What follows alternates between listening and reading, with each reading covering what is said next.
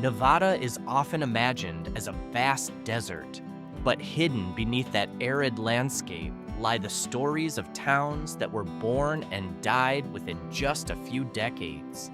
In the past, thousands of people arrived with hopes of striking it rich, building bars, hotels, and simple homes in the middle of the desert to chase after gold and silver. But when the mines dried up, so did life, leaving behind silent towns now known as ghost towns. Some have truly disappeared, leaving only ruins and brick walls, while others still breathe faintly, threatening to follow in the footsteps of the dead towns. Here are 15 small towns in Nevada that bear witness to how quickly prosperity can fade.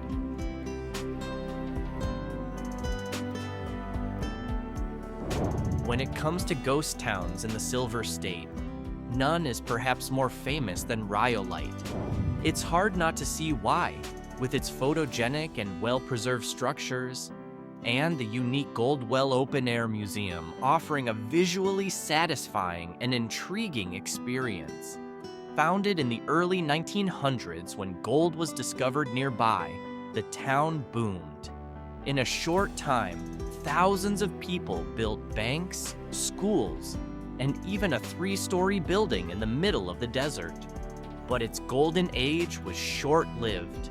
A financial crisis hit, the gold mines dried up, and the people left.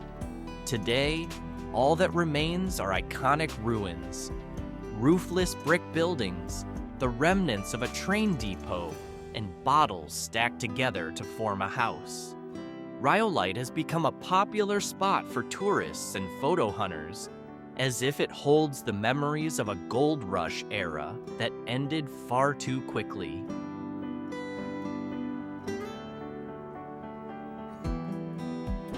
Another ghost town nearby is Goldfield. Once considered the largest city in southern Nevada, it is often referred to as a living ghost town, still holding some life, but the shadow of its past is far stronger than the sounds of the present. In 1906, it was home to more than 20,000 people. Like any thriving town, Goldfield was filled with luxurious hotels, including the famous Goldfield Hotel, which still stands today, both majestic and eerie. But that prosperous time came to an end when the gold mines became unprofitable. Today, only a small handful of residents remain, while the old buildings sit empty, left to the dust of history.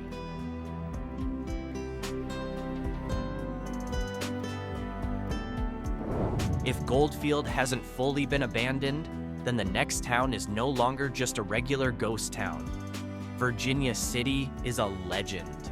It was here that the Comstock Lode, the largest silver mine in America, was discovered in the mid-19th century.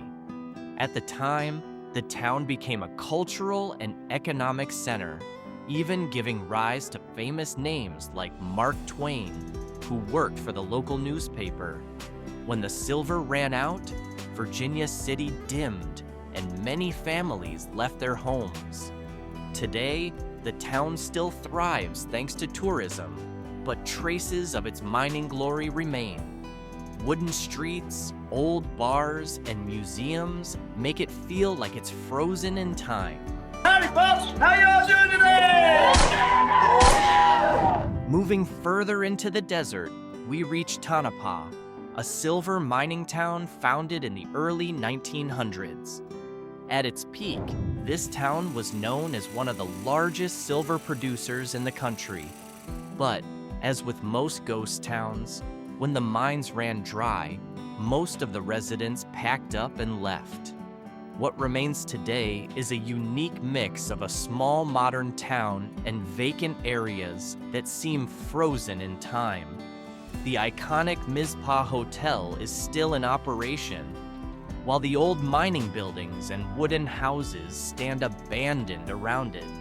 In short, Tonopah is a true example of a town that's half alive, half dead.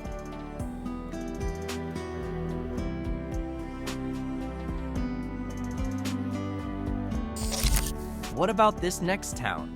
If it's unfamiliar to you, this is Belmont, a place that's nearly been swallowed by history. In the 19th century, Belmont was actually the county seat due to the rapid growth of its silver mines. But as mining output declined, so did the town, and people slowly left.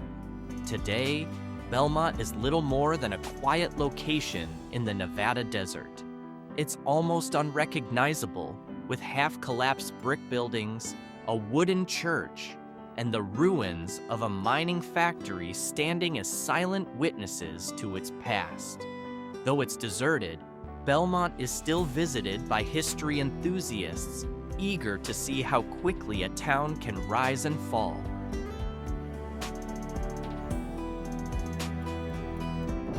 Then, there's a town that might be more familiar to many. Its name is Berlin, but it's different from most other ghost towns. What sets it apart? Founded in 1897, Berlin was never really large, but it left behind a unique legacy. Aside from the well-preserved mining buildings, Berlin is also known for being the site where the fossil of an ichthyosaur was discovered, one of the giant marine reptiles that lived millions of years ago. Today, the entire area is known as Berlin Ichthyosaur State Park, making it one of the few ghost towns managed as a state park. Visitors can explore the old mining homes, the wooden train tracks, and even view the giant fossils in the Open Air Museum. Berlin represents a blend of human history and Earth's much older past.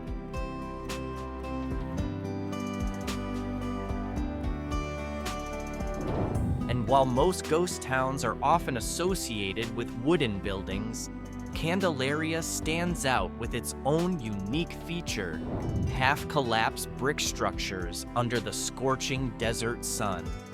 For those hearing about it for the first time, this town was once bustling with silver mining during the 1800s. But whether overlooked or beyond repair, its biggest issue became the lack of water. As a result, residents were forced to buy water at high prices, and eventually, life here could no longer continue. Today, only piles of stone walls remain as markers, with the silence underscoring the fact that this town no longer has a future.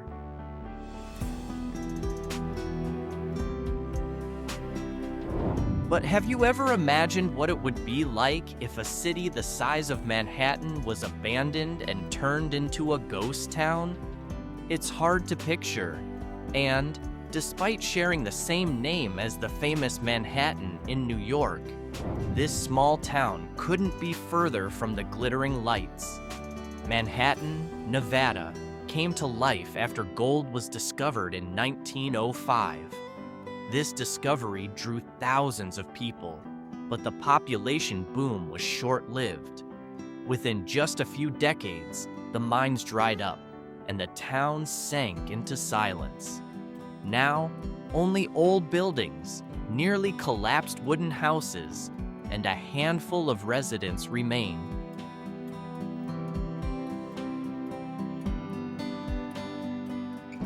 The same fate can be seen in this town. Pioche, as it is known, has a reputation that sets it apart from other mining towns. In the 19th century, it was known as one of the most dangerous towns in Nevada. Violence ran rampant, and murder was almost considered commonplace. Legend has it that more than 70 people were buried here before a single natural death occurred. Though the mines have long since closed, Pioche still holds onto historic buildings like its courthouse. Today, only a few residents remain, making Pioche feel more like a grand stage left empty by its actors.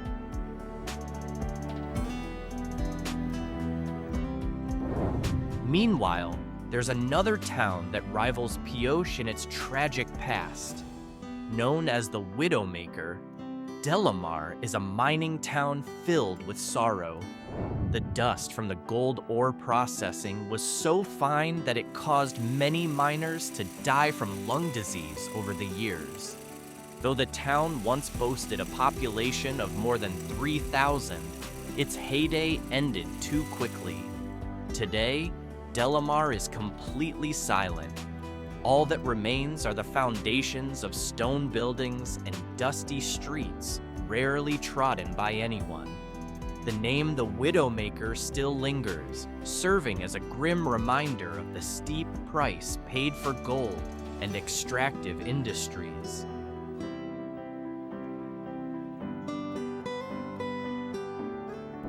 In contrast to the previous towns, Eerie still has life, though it's fragile. With a population of about 3,900 people, it survives thanks to the remnants of its mining past and tourism. The old railway line has been turned into a tourist attraction, and murals now decorate the town's walls. However, the decline of the mining industry has left Eerie vulnerable. Many commercial buildings stand empty, and without tourism, Eerie could easily follow the path of other ghost towns in Nevada. But from an optimistic perspective, Eerie is a living example of how a small town can fight hard against its fate.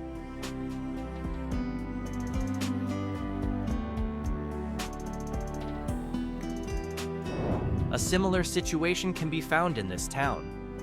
Caliente, known by some as the railroad town, owes its past prosperity to the Grand Mission Revival-style station that once served as the heart of the town's activity. However, as the importance of the railroad dwindled, Caliente also began to fade. Today, the town has a population of around 900, but its economic life is weak. This is evident not only from the small population, but also from the many shops that have closed, and the old buildings that stand as silent witnesses to the town's past glory. Still, the beauty of the desert landscape and its railroad history ensure that Caliente hasn't completely disappeared.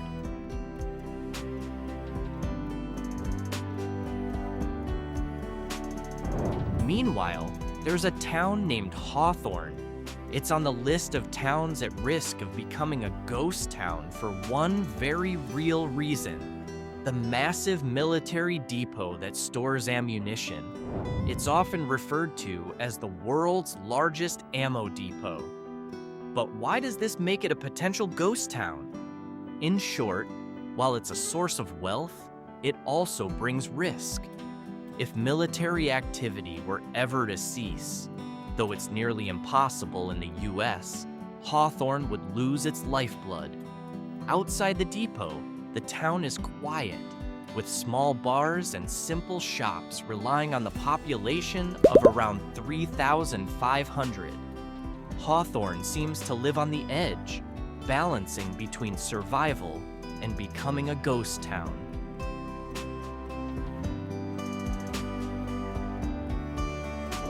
This next town shares a similar fate. Battle Mountain was once dubbed the Armpit of America by the Washington Post. That nickname still sticks, highlighting just how little charm this town holds. With a population of about 4,000, the town heavily depends on the nearby gold mines.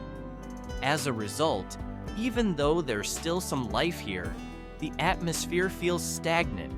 Many old buildings and empty streets suggest that Battle Mountain could one day join the ranks of ghost towns, just like its neighbors.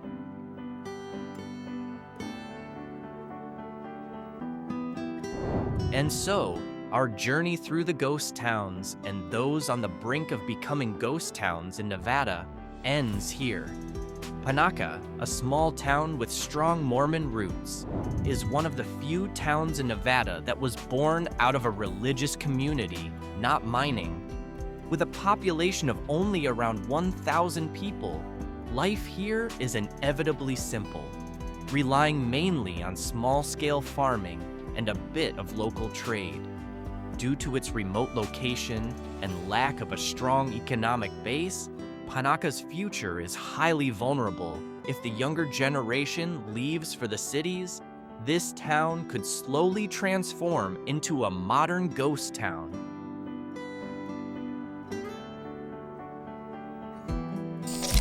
In the end, the stories of these small towns in the Silver State show us how prosperity can arrive as quickly as it fades away. From Rhyolite, which only leaves behind brick walls, to Eerie and Caliente, which continue to fight against the silence, these towns highlight the harshness of life in the desert. A ghost town is not just an empty building. It's a living archive of dreams, hard work, and tragedy. Nevada, with its dozens of ghost towns still standing, reminds us that behind every modern city, there's always the possibility of a similar story, rapid growth, and an eternal silence.